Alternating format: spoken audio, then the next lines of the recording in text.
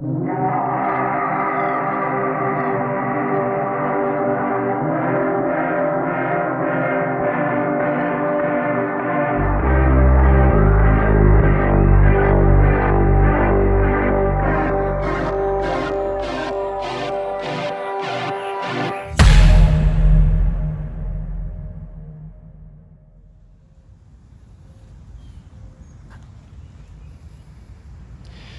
America. Hello, world. This is the THC Show with J3richo Ros3, and I welcome you to embark with me on this dialogue of higher consciousness. Thanks for watching the show.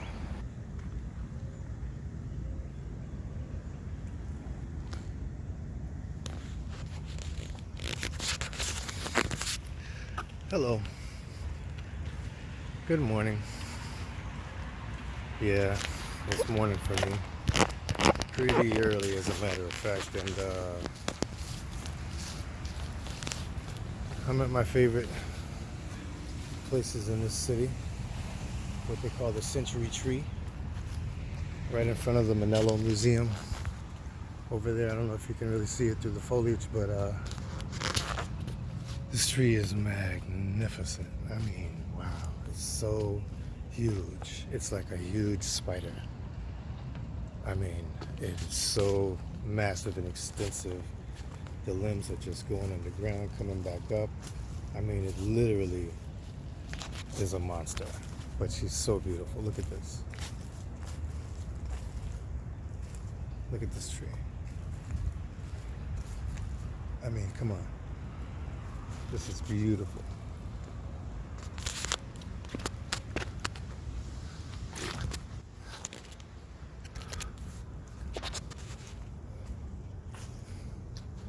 And it's kind of where I like to come think sometimes, you know.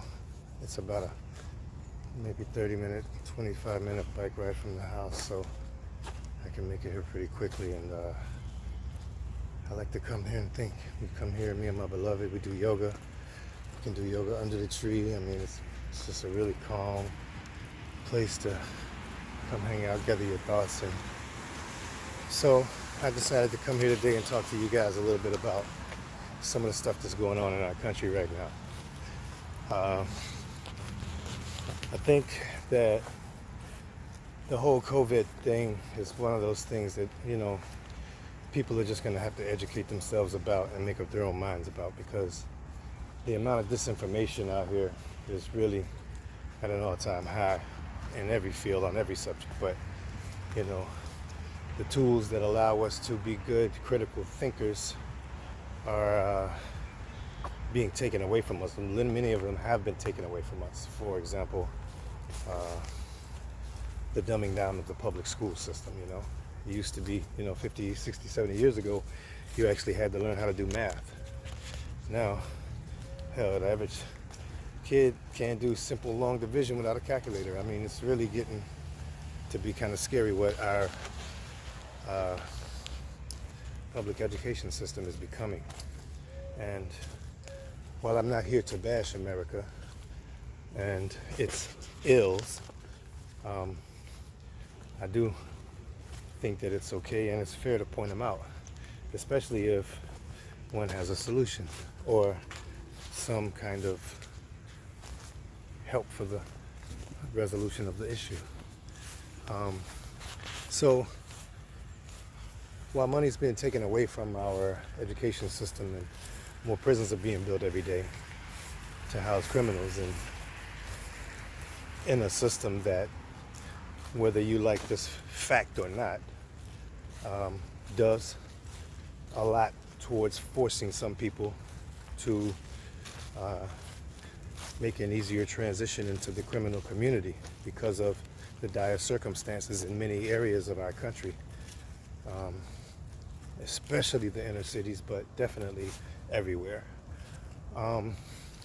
So I guess what I want to get at is that one of the biggest long-term solutions that we could probably make right now towards healing our country is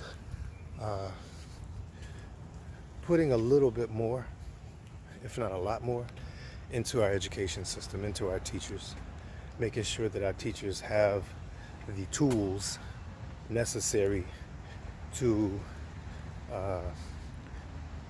complete their half of the raising of our children, because whether a lot of you care to admit it or not, that's what your teachers are doing. School teachers do 8 hours a day of raising your children. Call it what you want, but that's what it is. They're helping. And I think that this whole COVID crisis really brought it home to a lot of parents who didn't see it that way. Because now people were forced to have their children at home, away from school. Everything that could take away their attention and direct it on something outside of the home was pretty much taken away, as all social institutions or places of business were all curtailed for a while.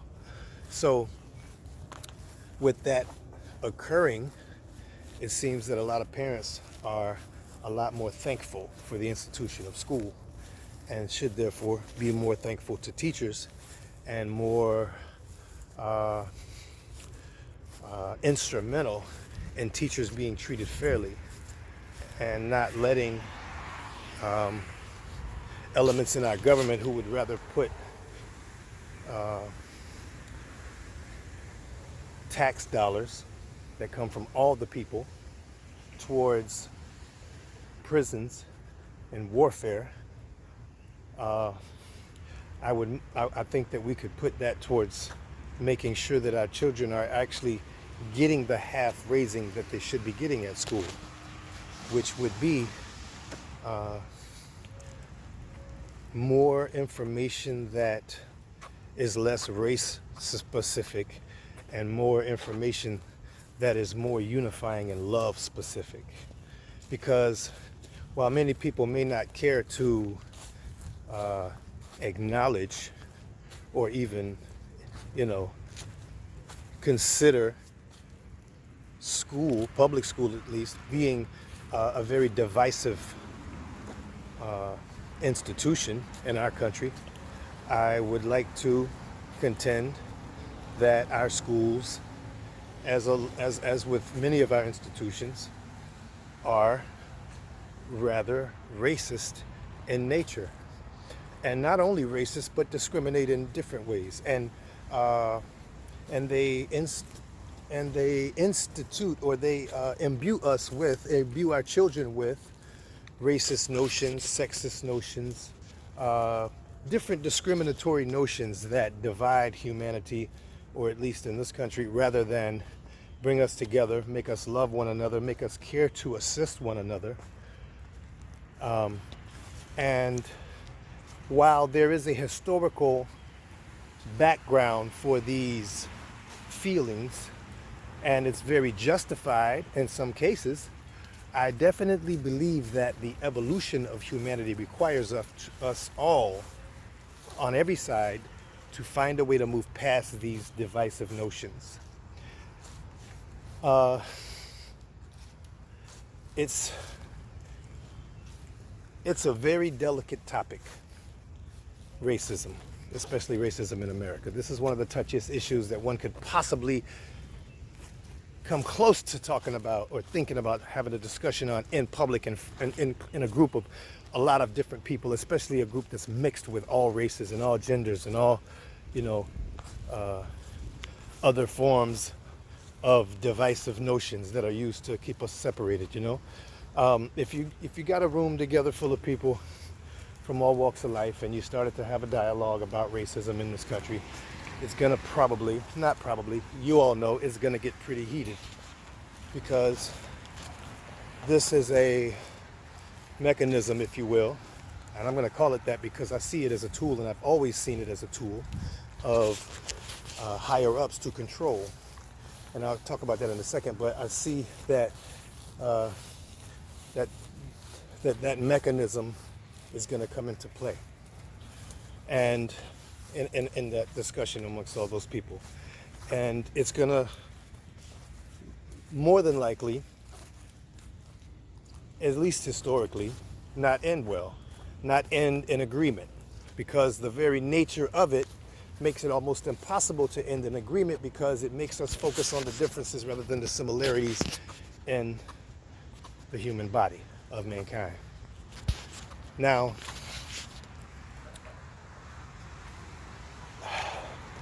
in the Bible, there's a story in Genesis of the Tower of Babel. And this is, take it how you will, a story that Abraham brought with him when he crossed the Ebro River and became the first Hebrew from Babylon, where his father, Tehran, has a house and raised Abraham in the Babylonian, Sumerian customs and traditions and history and mythology, whatever you will. And so he brought this story of the Tower of Babel with him to the land of Canaan when Israel was founded. And this story made its way into the scriptures of the Bible, and the words that were used in that translation that came down to us in the King James Version or the Latin Vulgate or any of the different translations of the Bible from ancient history, the words that translate into English like this.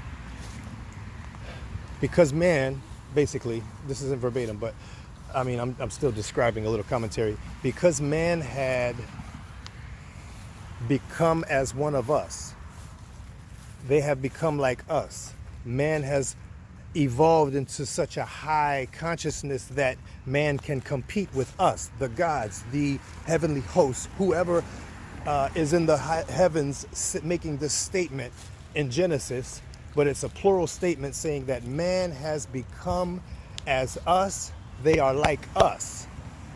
Let us go down and, this is verbatim, confound their language.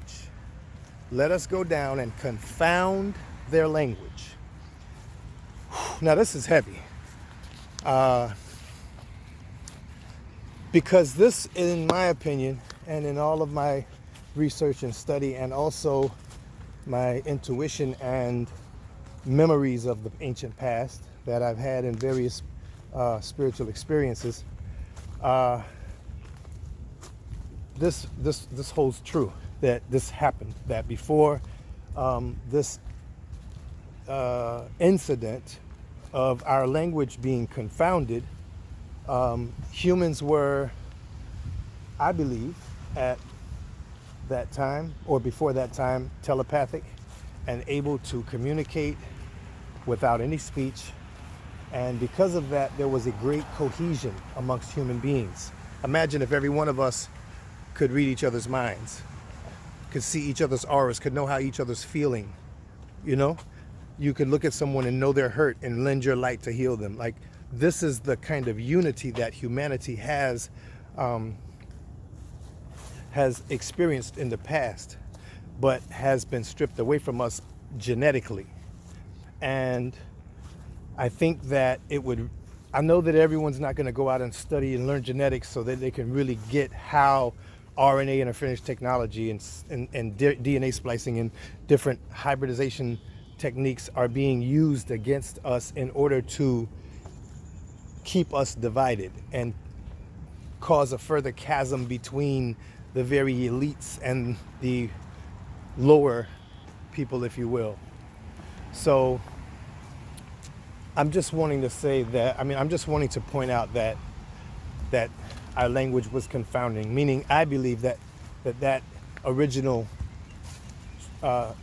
text would really be should really be interpreted as they were given us language. We were given language. We were given a way to communicate that involved some of us not being able to understand the others. I believe that is the actual beginning of a division class amongst humanity. Now, I'd love to hear what any scholars or any philosophers or historians or etymologists especially have to say about that, because this is a really significant part in human history that must be learned in order for us all to move past racism and not allow the current level of racism to grow, but instead to make it diminish. because regardless of the things that people care to acknowledge, as a man in the United States who is born of a black father, an African American father, a Native American and Irish mother. Actually, I have white, black, and Native American in me, basically. So I feel like I'm as American as apple pie. You know, I have the original blood in me, I have the conqueror's blood in me, and I have the blood of the slaves that they used to build this empire, all wrapped up inside my body. So I feel like if anybody has a platform and a stance on this that's gonna get heard, it's gonna be somebody who is a piece of all sides. Not saying that no one else will get heard. I'm not trying to make this like that kind of thing. It's not an ego thing, but it's just that I have more of an incentive to understand every side, whereas people who are more extreme based in their stance, you know, might not have the same incentive because they might not feel, because they may feel divided from the other side, as is intended by our handlers confounding our language. Now, I'm not really certain on whether the confounding of our language had also something to do with skin. I assume, but I'm not really 100% on that. So I'm going to leave this open for a little bit of speculation, dialogue, whatnot. We can even talk about this on an future episode of the show. If you guys want to comment on it, let's talk about this. But I really, really believe that that the stories in the ancient Sumerian text called the Gilgamesh epic, and also the Enuma Elish tablets, which is the story of creation and that the Bible story was taken from, I believe that the actual statements in this story that denote genetic manipulation of humanity are in fact true. Just as true as anything people hold true in the Bible. Because these are the original scriptures that much of the Old Testament of the Bible was actually taken from. And if anyone who doesn't know that, I'm not here to argue about that. If you don't believe that, I mean, every scholar on the planet who studies history knows that. So if you don't know that, just read a little bit from historians about the Bible and where the text derived from. Many commentary Bibles have that in it. So I don't want to make this about arguing whether the Bible is true or false or anything like that. I'm just trying to denote where the best evidence on the planet that our science adheres to believes that these scriptures were taken from the ancient Sumerian tablets. And if you were to just start reading the Gilgamesh epic, you would know beyond a shadow of a doubt that the story in the Gilgamesh epic of a man named Utnapishtim and his family is the archetype of Noah and his family, and there's a story of the flood, you know. But instead of the ark being a craft that floated on water, the Anunnaki, these beings, the gods of the Sumerians, made the craft rise up into space and lifted it off of the earth using some form of technology. Now, this is in ancient scriptures that are at least 5,000 years old. So I'm not here to try to give someone some conspiracy theory. I'm here to tell you what the ancients wrote down in stone, mind you. This isn't like, oh, right on a piece of paper, it's so quick and easy. They actually fired tablets in an oven to write these stories down. Now, whether they're true or false, who's here to say? But I'm just saying that it's the oldest history that we have. And in that history, there's a story of beings coming from another dimension or place and genetically manipulating humans. So you don't, whether you believe this or not, it doesn't matter. What matters is that we are genetically different in many ways. But of all of the genetic differences amongst human beings, no matter what your race, no matter what your color, creed, none of this matters. What matters is that no matter how many differences we have infinitely more similarities. Infinitely more similarities.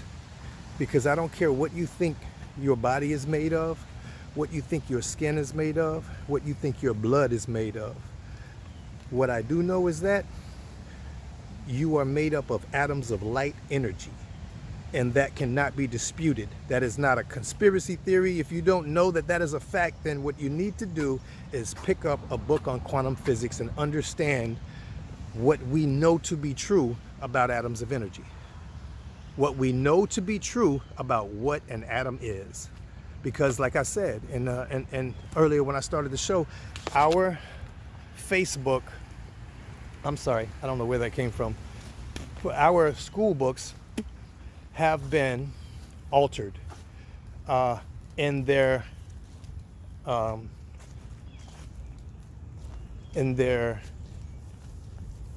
ability to provide truth to us.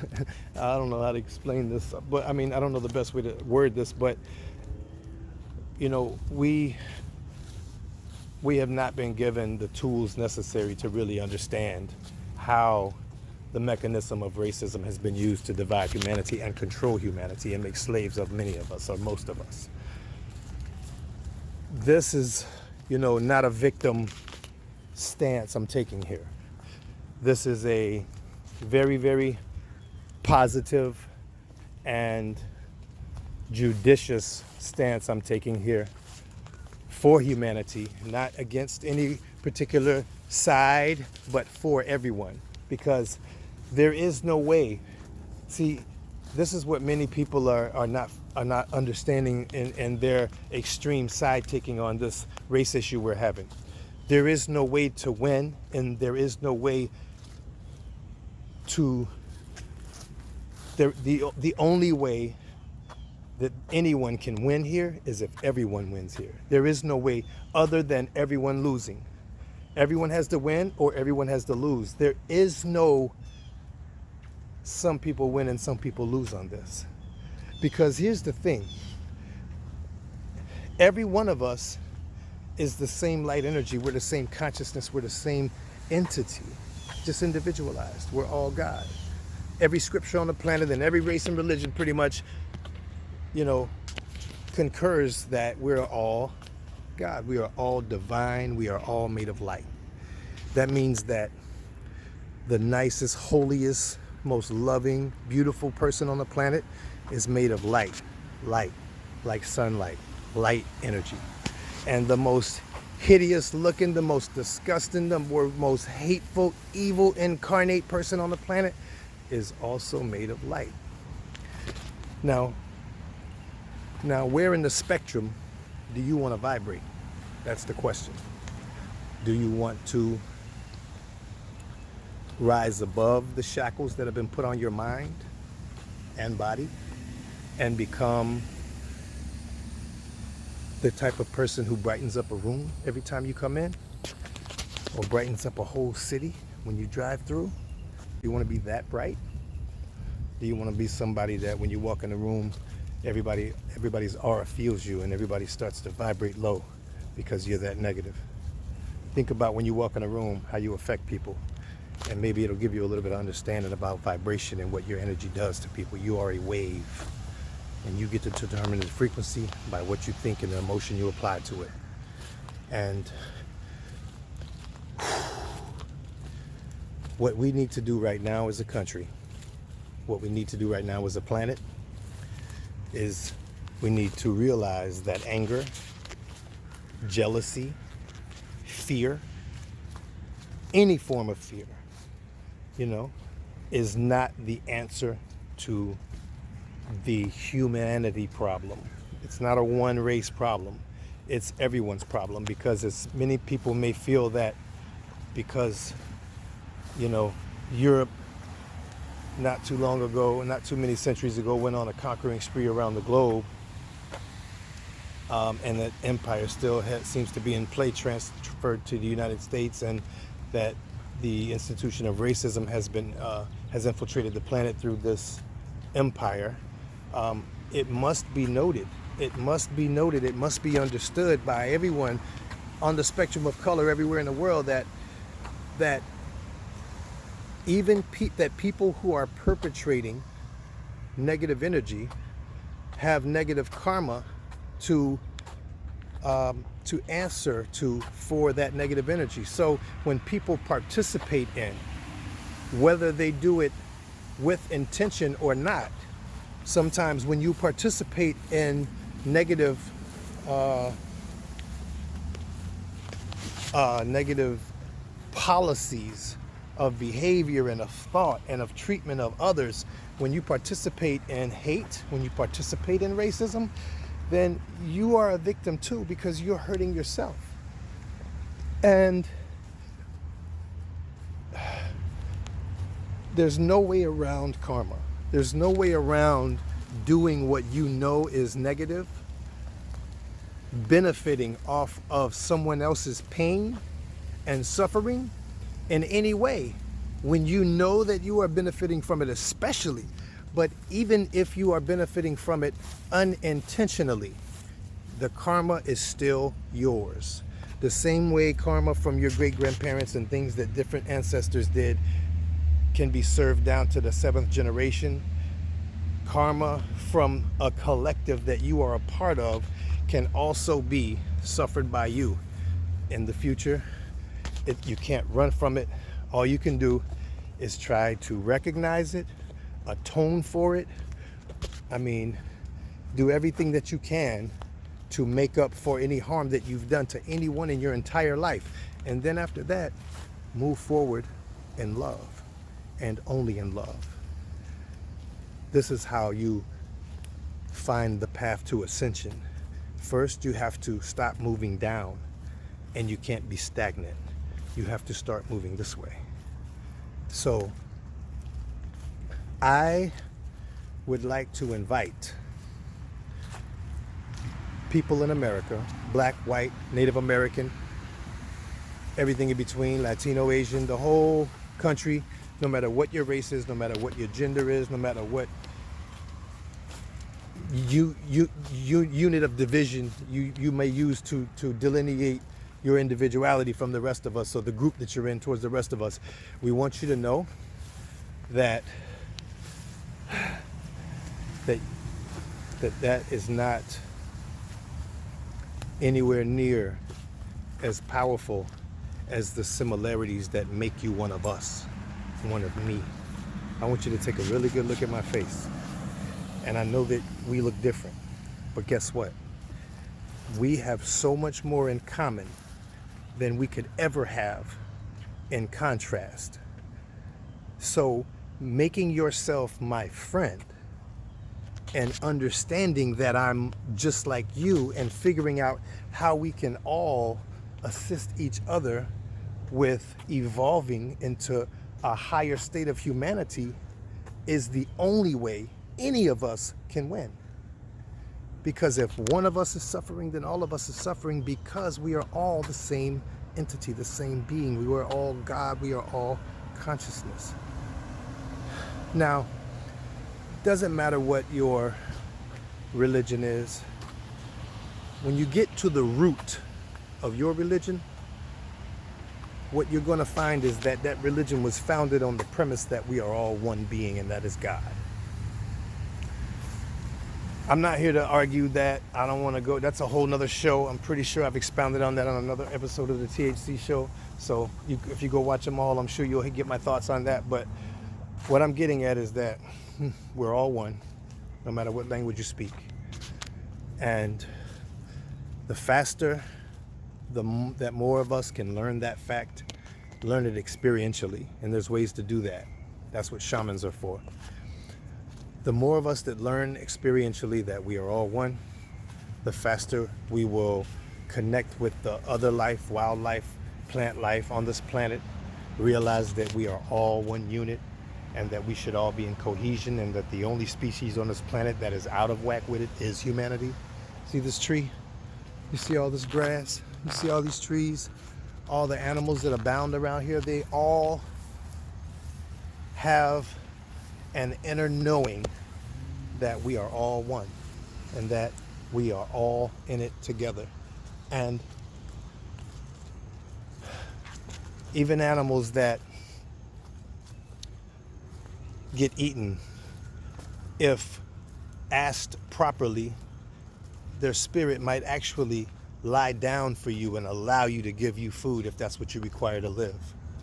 But what we do it in the most economical, money-saving, fear-based way an animal could ever be killed for consumption, for diet, for health. And rather than eating life, we're eating death, because we're not in tune with the fact that that meat we're eating is us. We're eating life, we're eating God, and that's what we are. And we have to find a way to get in tune with that. And there is no right path. There is no one way. This is the way that one must get to the understanding that we are all consciousness and all is atum. We are all the same atom of energy. There's only one atom in the universe according to the best science that we have. There's one atom, only one atom in the entire universe. And that is the same atom that makes up every other atom in the universe. One big computer program of an illusion. And consciousness is what directs it all. And every effort has been made to dissuade humanity from learning about consciousness exploration. I want you to think about this for a second. If you live in America, I want you to think about one thing. We've been taught, because of law especially, that certain substances should not be consumed because they're illegal. They're made Schedule I drugs, like a lot of hallucinogens, psychedelics, if you will, all of the narcotics, which I'm not even upset about that. But some of the substances that are have been used by humanity for thousands, if not millions of years, for health and shamanic purposes, could actually be a serious benefit to one's development and evolution. And so having those taken away from us and having the ritual regarding these substances removed from our memory, so that, you know, black and brown people are waking up in the morning and saying and thinking in their minds that psychedelics are negative and something that should be feared and shunned, and that nature is something that should be feared and shunned and concreted away from us. This is something that I see as one of the biggest problems, because before the conquering and inquisition of the entire planet, all people used some form of this kind of thing. You know, there was all kind of things like peyote and ayahuasca and rape and things like this all over the American continent. And I mean north, south, all the way to Canada. It's all America.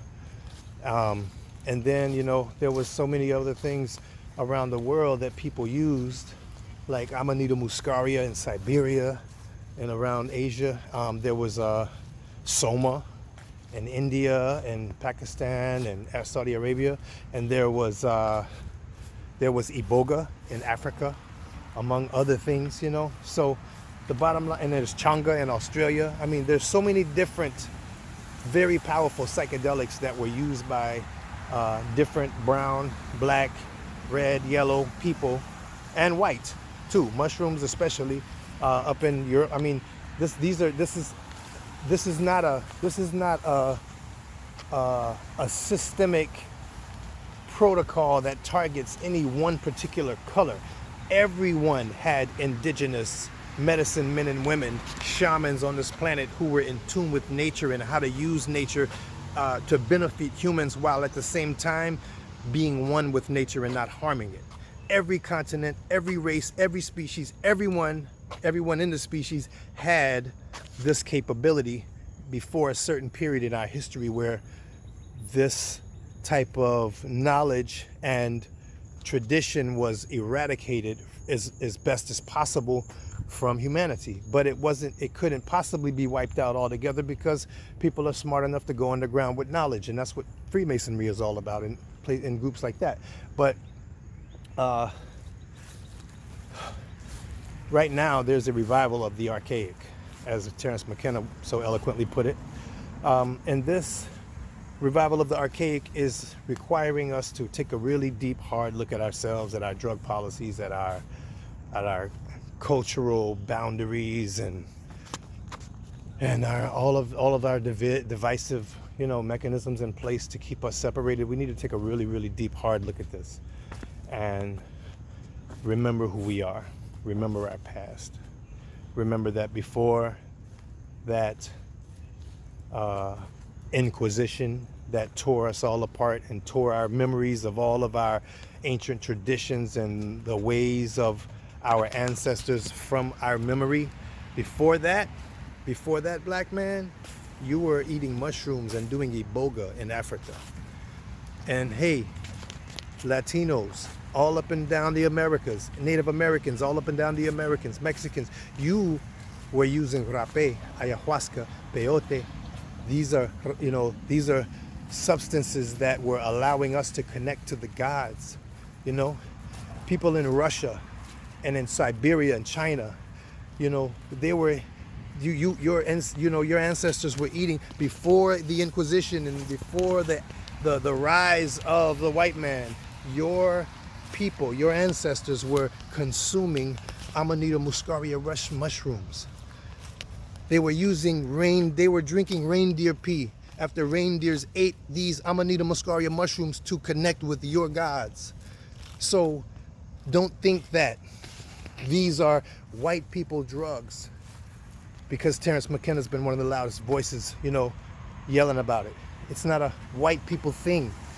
This was our thing as a species. Europeans, your ancient ancestors were eating mushrooms. We're eating rye bread that contained a form of LSD. So there was a lot of psychedelic use in our past and our history we've been lied to about.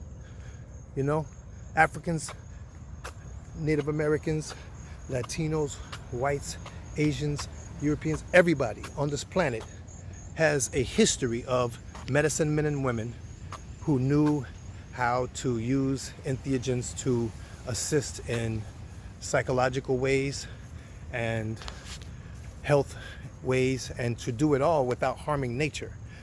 And so I just wanted to really point this out, because I've had some discussions with people that just fear diving into our past, and that's what we've been made to do. We've been made to believe that people with bones in their noses and holding spears, that they're primitive and somehow beneath us and have less consciousness and technology than us, therefore they must be less valuable than us.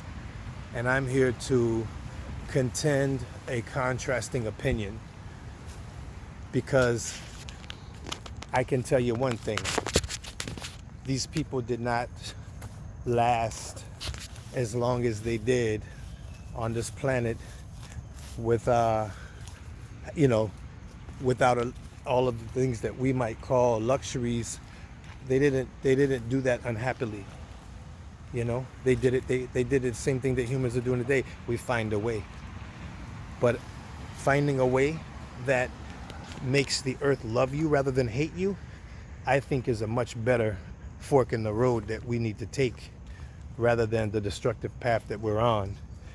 How can we heal the planet? How can we become one with the planet? How can we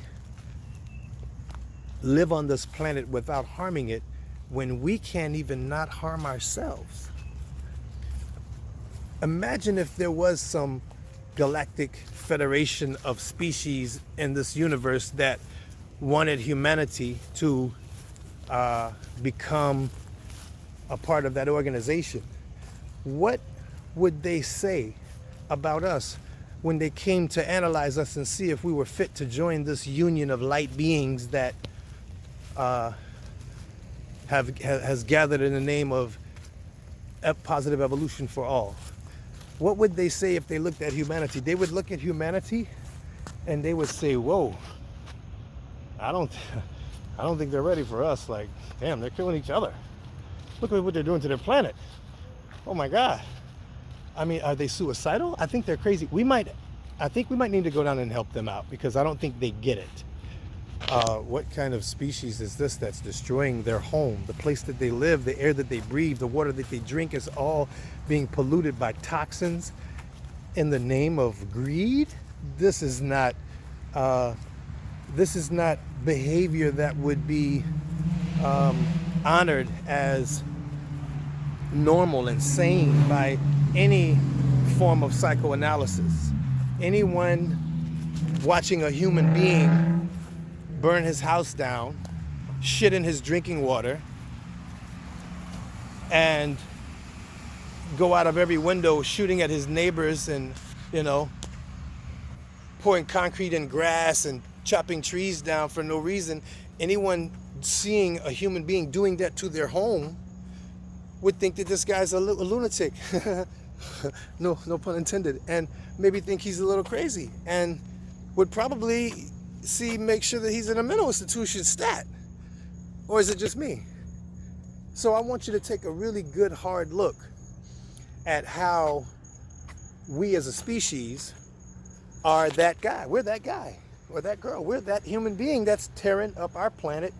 And the reason I say we, you may be sitting there thinking to yourself, well, hell, I'm just sitting here, I don't have much, and I'm just one person with no political pull and what can I do about it? Well, au contraire, mon frère. I contend that you have a lot more power than you believe you have. I contend that if you understood vibration and you understood thought, that you would understand that you have just as much power as everyone else on this planet. No one on this planet has more power than you. Not at all. It's about thought. And you have to change your thoughts on power and vibration. Because what one person does affects every single person on this planet. You ever heard the term a butterfly's wing could start a typhoon or a hurricane? Yeah, this is very, very true. When you clean up your act, stop moving down in vibration and start moving up in vibration, when you start to take care of your body, your mind, your temple, your soul, when you start to take care of your home, when you start taking care of your community and your environment, when you start to do that, how much more you're creating a wave of positive energy that is going to go out in every direction from you and is going to start affecting people, animals, plant life. Everything around you is going to be affected by that uptick in positive energy, whether you understand that or not. And for those of you who might not understand that, I invite you to start listening to people like Abraham Hicks speak about vibration. Start studying Tesla. Start getting a little into Wayne Dwyer and some of the people who speak about frequency and vibration and how that's what you are made of. I understand very much so coming into this concept and not really getting it, because I remember when I first came across the concept, I didn't really get it. But once you really get that, it does change everything that you start to think, say, feel, and do. So not understanding your vibration is a problem. Is one of the first problems that anybody needs to attack. You got to understand what vibration is, and you got to understand that a fear emotion, a fear-based thought, has a longer wavelength than a love-based thought. And the faster, the shorter the vibration, the faster it vibrates, the higher it vibrates, the closer to light you're going to become. So if you want to be a light being, you have to raise your vibration. Now, this might require you to go into some dark, deep places in your psyche and mind to heal a lot of wounds, and that might not feel good. It might not be comfortable, but that's what we have to do. We have to do that collectively, and we have to do it individually. There's been some very, very atrocious things perpetrated against humanity and against different sections of humanity by various groups on this planet. And those wounds have to be healed in order for us to be healed and whole. That's just what it is. And so one of the first steps in doing that is to ask yourself, am I a part of a group that has harmed and or is harming any other groups of humanity or humanity as a whole right now? And if you know that to be true, you have to ask yourself, do you really want that karma? Now, if you do, hey, who am I to tell you what to do? You're grown. Handle your business, but you got to answer for what you do. But if you're someone who does not want negative karma to come chase you down and beat that ass when you're doing your best, I would suggest you start asking yourself how you might be able to start removing yourself from the harm that you're doing. And if you're not doing any harm, and you have been a part of harm in the past, or even honestly, if your ancestors have been a part of harming others in the past, find out if you need to atone for that. There's ways to do that, but try to help heal, because, you know, it might help your ancestors if you help atone for the things that they did, you know? How good would it be if your ancestors are watching you and they know that they did something really, really, really fucked up to a group of humans, and that group has had to suffer for centuries now because of this, and they're still suffering today because of what they did to cause other people to suffer, then I think they would be happy with you. I think they might actually want to really, really seriously bless you with their love and light for you making reparations and atonement on their behalf, while they're in a place that they can't possibly do that right now.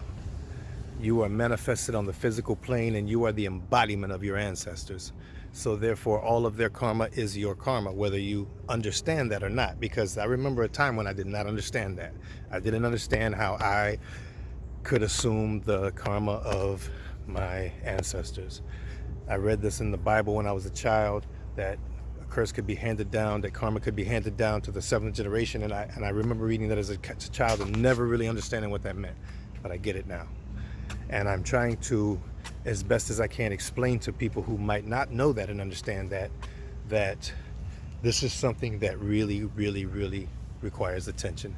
If humanity is ever to move forward and find some balance and find a way to all evolve so that we can all know in our hearts that we are one again, and that none of us are suffering, and that all effort and all technology and all favor and fortune and resources are all being applied to make sure that all of us are all good, what would that do to our ancestors? They would all be rejoicing that, wow, all of our babies figured out a way to uproot all of the divisive mechanisms our creators put into us, to not our creator, but the people that the beings that genetically engineered us and have been playing trickery on us for a long time. I invite you to Google the Anunnaki and really, really get into what the best science on the Anunnaki reveals. Some of you who haven't done this yet are going to be really, really surprised that at the level of lies that have been told to us. I'll make it easy for you guys. If you want to see pretty much undisputable empirical evidence on our ancient handlers, I would invite you to Google the name of a gentleman who is from South Africa and lectures on this subject very extensively and around the globe. His name is Michael Tellinger. You can find him at michaeltellinger.com, I believe. You may also look into Michael Tsarion. That's Tsarion. michaeltsarion.com. Check this guy out. He has a lot of information on the same subject. There is also a gentleman named Klaus Dona, or Klaus Dona, from Austria. He is, that's spelled Klaus, last name Dona, Klaus Dona. So these are three gentlemen who put out a whole plethora of information about, you know, the beings that created humanity and the manipulation of us by this being and their bloodlines throughout history. While many of you may think that, oh, this is just some conspiracy theory bullshit, I invite you to a broader understanding of your origins. I think that you'll find this really interesting once you start to really dive into this subject a little bit. Well, I really don't want to go too heavy and too hard and too long, because I got to keep it. I'm trying to keep shows about an hour long. I don't really want to like bore too many people with extended information when you could be going and looking this up yourself. But I would like to direct people to it. And I really wanted to speak about what's been happening with the whole George Floyd, rest in peace, movement on this planet. And I wanted to address it so that people know my stance on it and what my highest wisdom is with regard to moving through this as a species. It's very, very easy, especially for people of color, to find anger in this movement.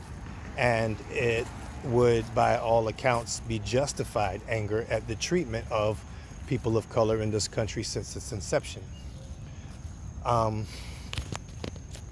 While I do see the justification for anger, and I do see the justification for some of the other negative emotions many people of color are feeling in this country right now, and around the world right now especially, and some of the more third world countries that are suffering the most, I have to implore people of all races to use love, forgiveness, friendship, and unity as the pillars of evolution moving forward.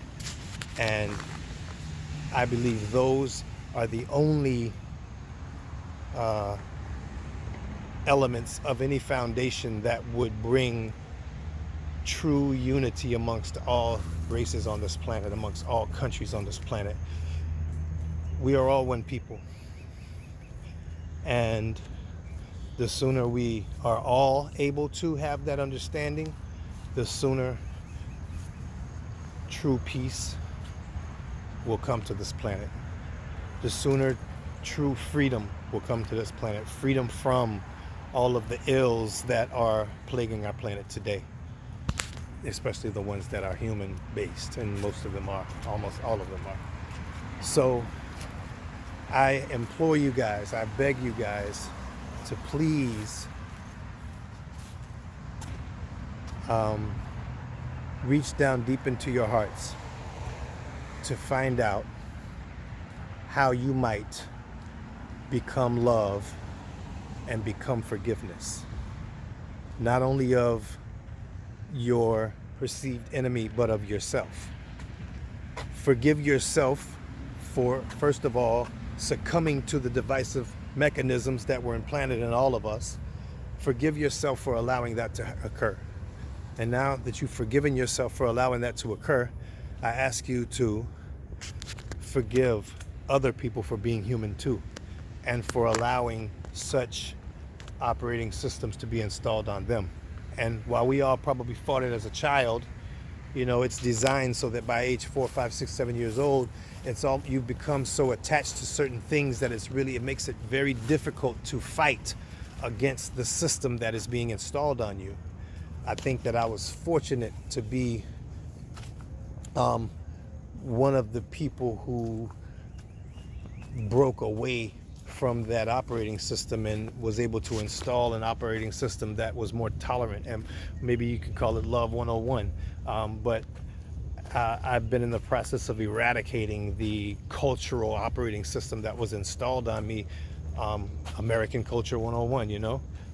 It has a whole lot of hate and anger and fear in that culture, a whole lot of separation, a whole lot of ego. And I invite you guys to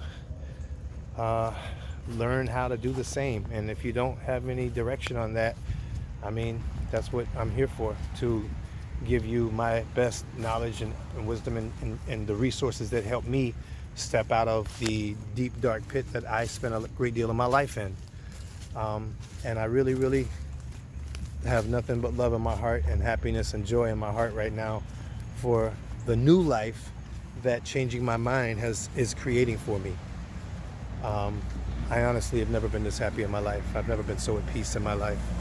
And I'm hoping to make this love and peace infectious and contagious, because we really, really need love and happiness and joy and peace in our hearts right now as a species, but definitely as a country. And I know that if people on all sides right now are able to really look in their heart and ask, what would my ancestors want right now? What would my ancestors want? Would my ancestors want me to help heal this situation? Or would they want me to take advantage of where I am to further divide humanity? That's the fork in the road that we stand at right now. And if you're an American who is either white or black, or you identify as one end of this spectrum, I would invite you to find a way to see the other side as your sibling, as your brothers and sisters, and whether they agree with where your stance is or not, you have to see them as your brother, as your sister. The only way to truly love someone is to see them as family, to see them as yourself. If you can't see yourself in someone, then how can you truly love them, you know? So it helps to put yourself in other people's shoes, no matter where they are on the spectrum, you know? I'm gonna jump off a bridge here. For those of you who haven't lost yet, I'm hoping that this doesn't make you leave, but I'm gonna jump off a bridge right here with the next notion that I'm gonna introduce. Let's talk about our president for a minute. I mean, you know, there's a lot of people in this country that dislike the man, that hate the man, that are angry at the man, that think he's full of shit, that this and that. And I'm not here to judge whether you're right or wrong. I'm just making a statement. Because I have no political aspirations and I have no political sides that I take. I think that, you know, it's the system that's inherently kind of fucked up, and it's really difficult for any one person to supersede it. But we all can, and that's where this comes in at. I'm not sure what's going on in the brains of our current president or any other president, but what I do know is that it seems, by many accounts, that some of his actions and words are maybe blatant or maybe inadvertent attempts to incite racism or incite a race war. This, you know, whether it's possible or not, I mean, whether that's the truth or not, I'm not here to judge. What I'm here to say is that rather than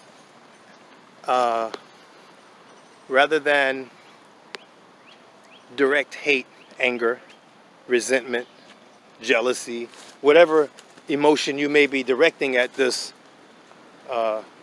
wealthy magnate, real estate magnate turned politician, whatever you may feel towards this man right now, I want you to remember one thing. He can sign stuff that has a lot more weight than you. And rather than direct hate and negativity at him, what would happen if you directed love at him? You remember when we were talking about when you walk in a room and you touch somebody with your energy?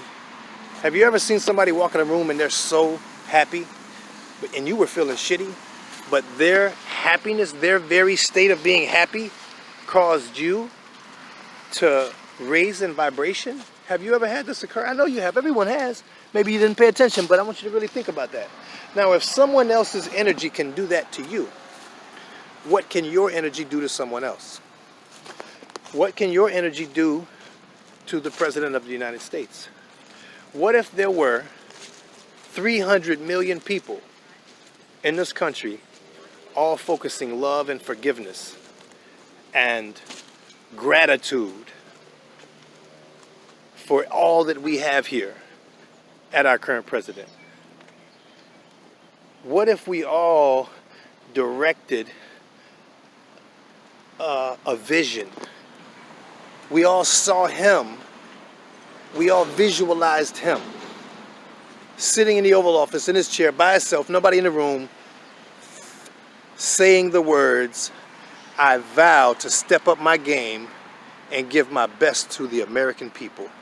I vow, as President Donald Trump, to do all that I can to unify this country rather than foment racism and hate and anger and resentment. I'm going to do everything that I can as a president to help heal the harm and hurt that has been done to this country by this country. And I am in the best place in the world with the mightiest pen that is the mightiest sword, I'm in the best place to do this.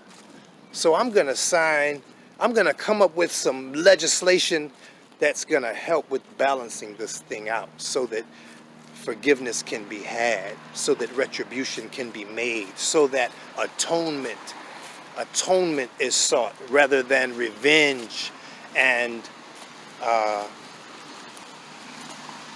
any other form of fear. What if that was to happen? What if 300 million people all sat down at 12 noon on a certain day, June 20th, the summer solstice, a very powerful day, and said, thank you for helping us, Mr. President? What would that mega super duper typhoon wave of energy do to the consciousness of our president? I mean, it's really hard to tell. It's really hard to say, but I can bet this, that if the statistics revealed over in Asia when 1 million children got together and prayed, if the statistics and the crime rates dropping are valid at all, I would have to believe that 300 million people directing love and a positive vision for America at the President of the United States, at the cabinet of the President of the United States, at the military of the United States, at the National Guard, at the policemen, at the opposite ends of the racial spectrum, if we all were able to direct that kind of love at one time, what kind of world would we have the next day? I would bet my life that it would be changing, and it would be changing drastically and beautifully. And it might not all be easy, but if you can imagine it, like I hope I just made you do, then I promise you it's possible. I'm J3richo Ros3. This is the THC Show. Thanks for watching. I love you, America. Let's wake up. Peace.